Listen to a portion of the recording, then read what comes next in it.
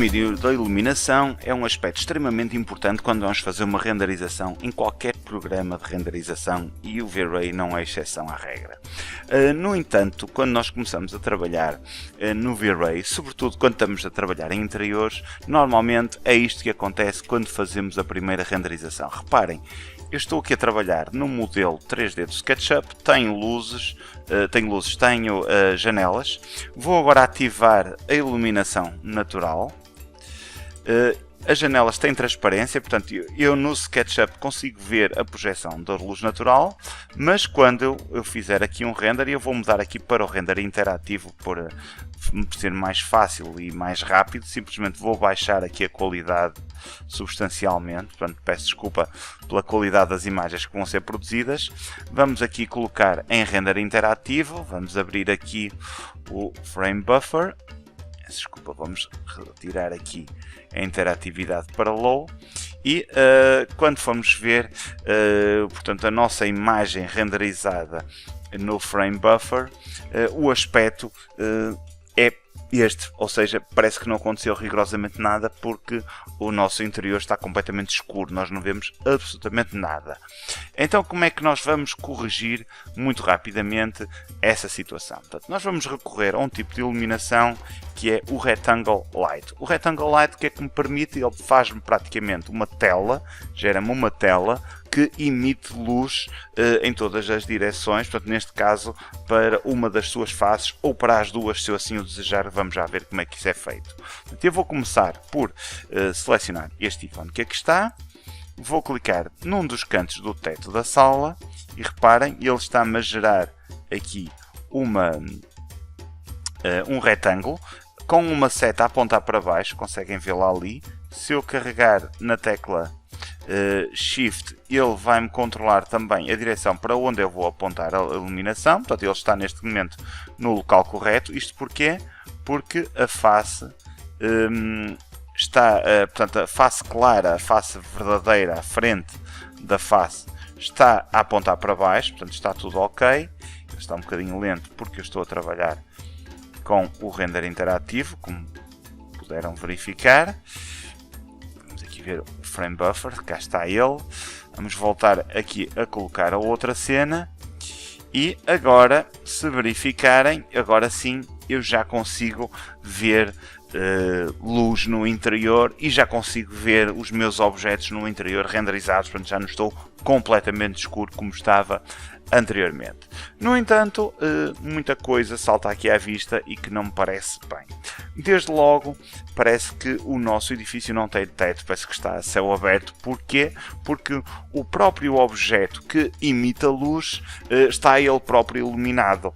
Portanto, isso quer dizer que ele aparece completamente branco, angelical, portanto, e não aparece na nossa vista. Portanto, ele deveria aparecer sombreado.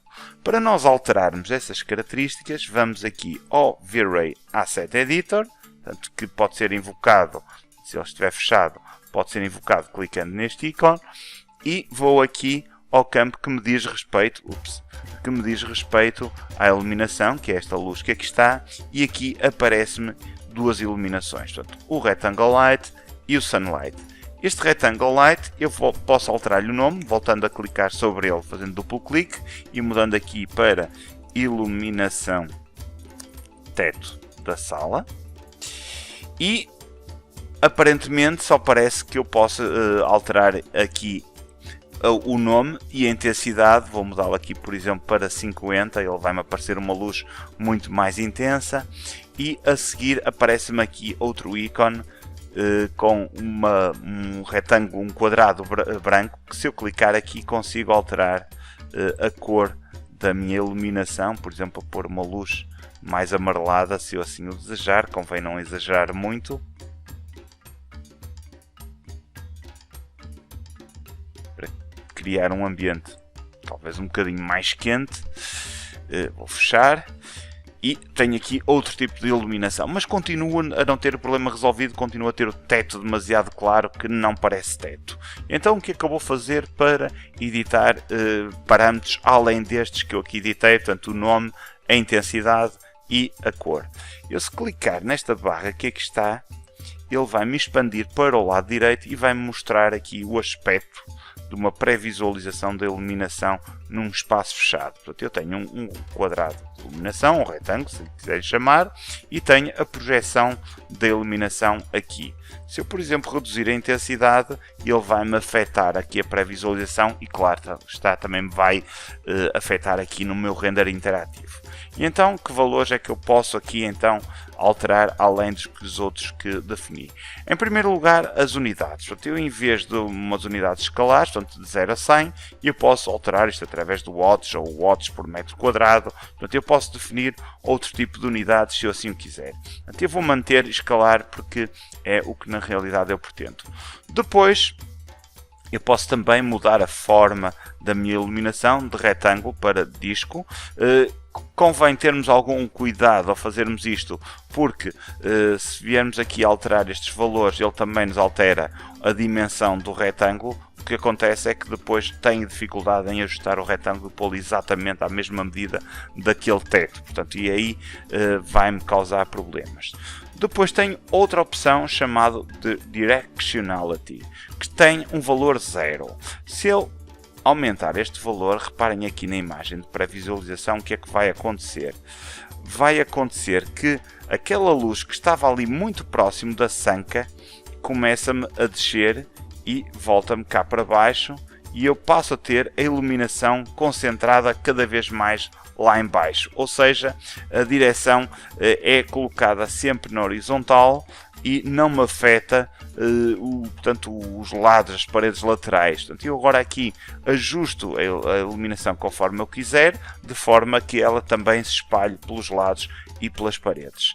Depois ainda tenho outra opção chamada Portal Light. Esta opção serve quando nós temos uma luz ambiente, que ainda não vimos o que é, e queremos que este espaço que está aqui, que está a ser iluminado, não seja de facto um elemento de iluminação, mas seja um buraco por onde vai entrar essa luz ambiente. Portanto, isso será um aspecto completamente diferente daquele que está aqui.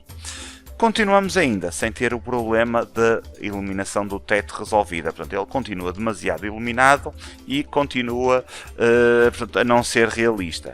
Vamos aqui minimizar aqui estes parâmetros e vamos maximizar os seguintes, que são as opções. E é aqui que eu vou encontrar logo na primeira opção, a opção que me interessa, que é a opção Invisible. Portanto, neste momento eu tenho a fonte de iluminação visível, o que me dá este aspecto que aqui está.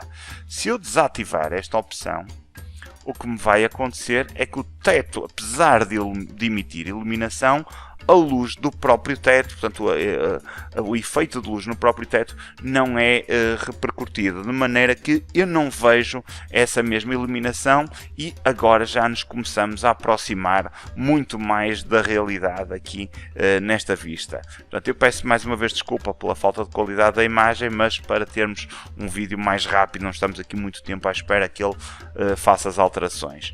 Depois tenho ainda outra opção chamada No Decay.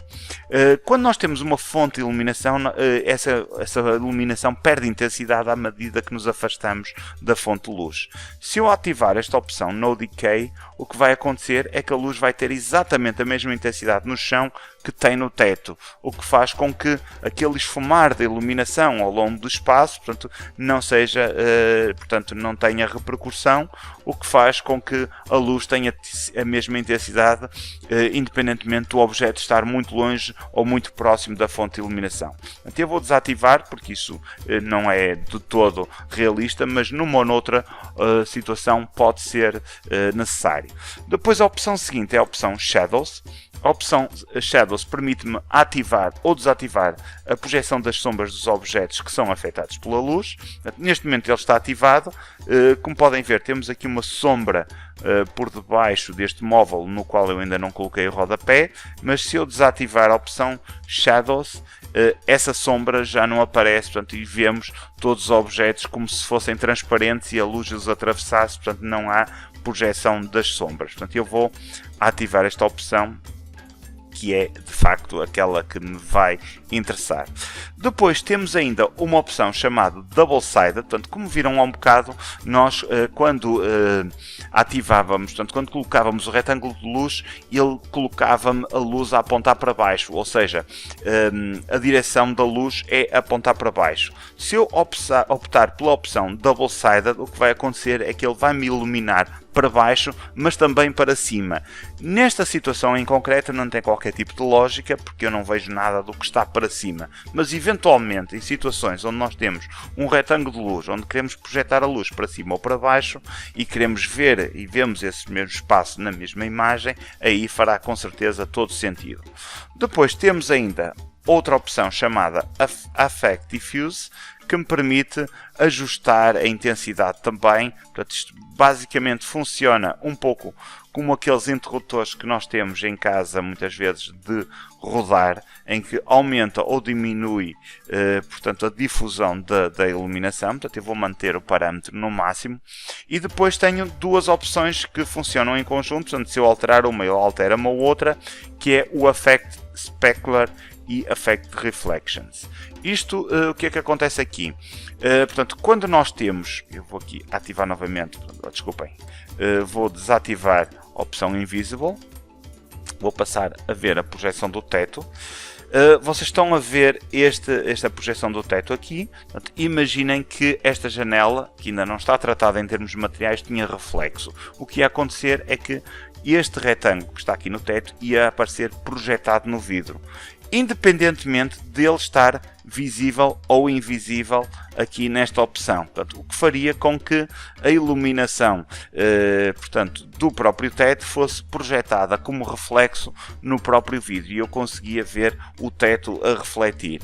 Portanto, isso acontece então aqui nesta opção Affect Reflections. Se eventualmente, quando tivermos todas estas vistas devidamente afinadas ao nosso gosto, podemos então agora sim aumentar a intensidade, portanto a qualidade da renderização, aumentando a interatividade para o parâmetro High, e aí sim já começamos, apesar de demorar muitíssimo mais tempo, já começamos a ver então a renderização com outro aspecto e a ter outro tipo de refinamento e ter outra qualidade de imagem, obviamente.